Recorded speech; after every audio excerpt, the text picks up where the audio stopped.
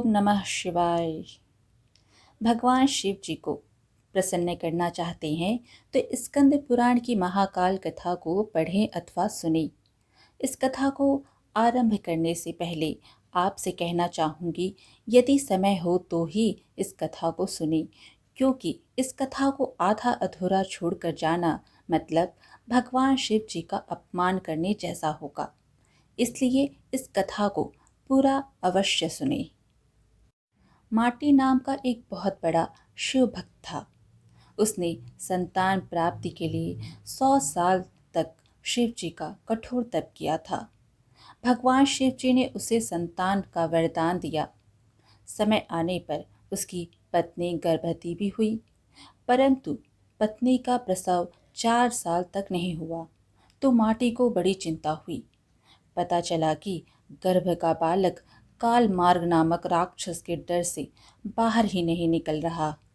माटी ने सोचा कि क्यों ना गर्भ में स्थित शिशु को भगवान शिव ज्ञान दे दिया जाए।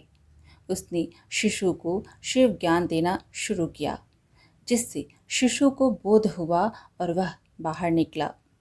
माटी ने काल मार्ग से डरने के कारण अपने पुत्र का नाम कालभीति रखा। कालभीति जन्म से ही भगवान शिव जी के परम भक्त थे।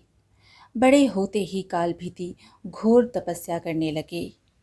बेल के पेड़ के नीचे पैर के अंगूठे पर खड़े हो उन्होंने 100 वर्षों तक एक बूंद भी पानी पिए बिना मंत्रों का जप करते रहे।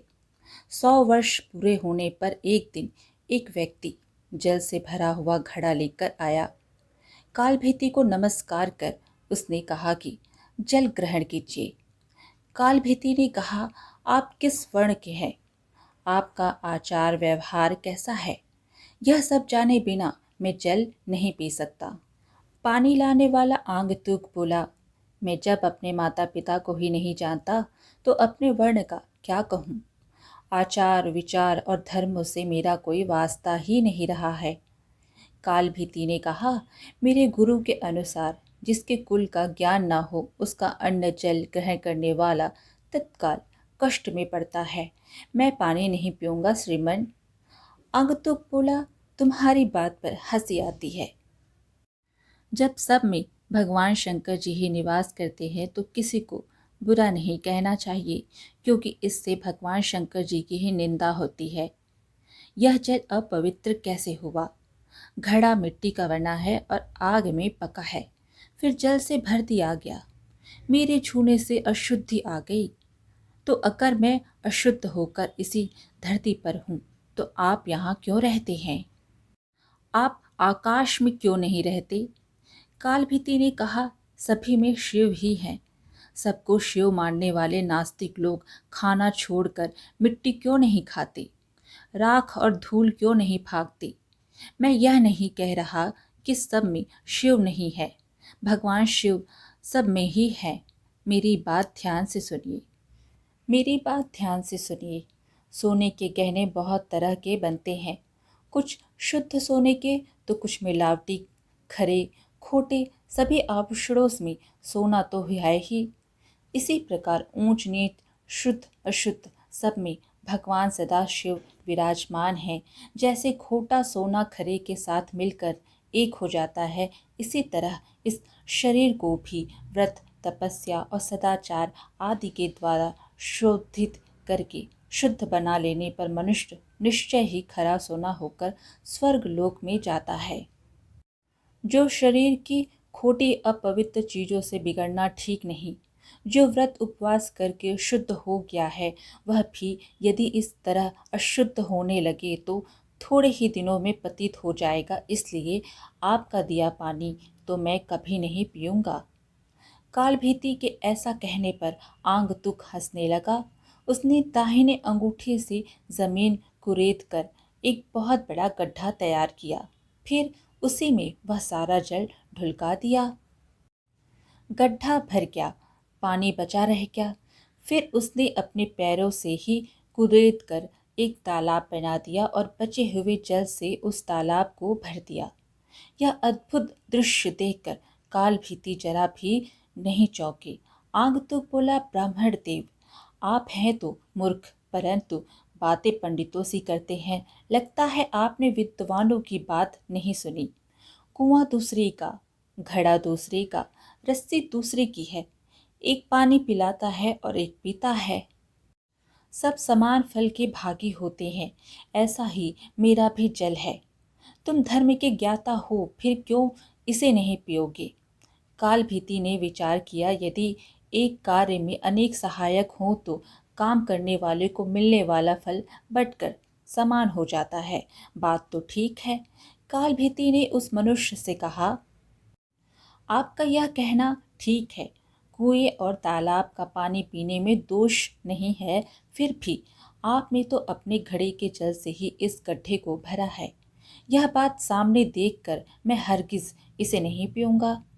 काल भीति के हट पर वह पुरुष हंसता हुआ अंतर्ध्यान हो गया।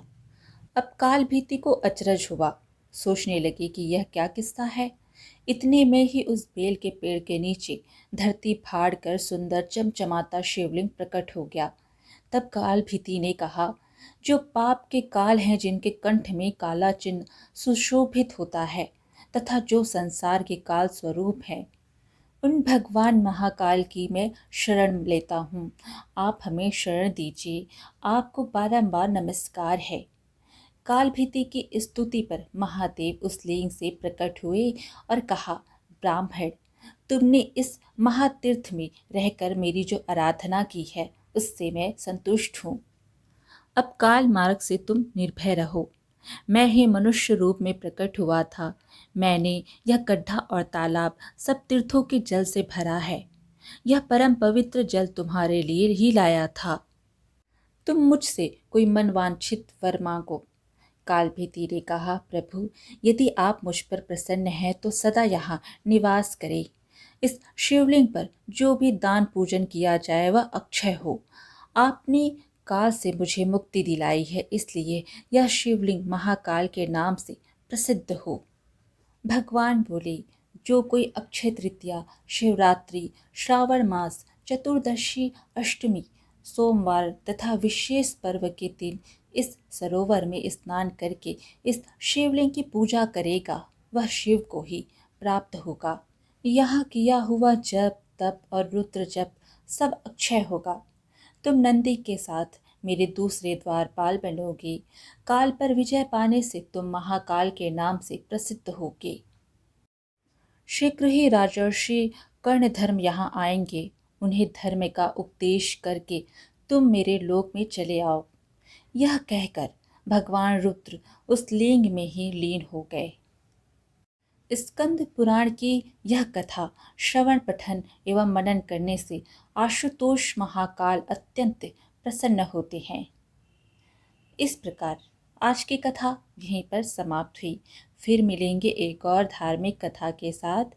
वीडियो पसंद आए तो लाइक शेयर ज़रूर करें और धार्मिक कथाएं सुनने के लिए हमारे चैनल को सब्सक्राइब कर लीजिए। धन्यवाद।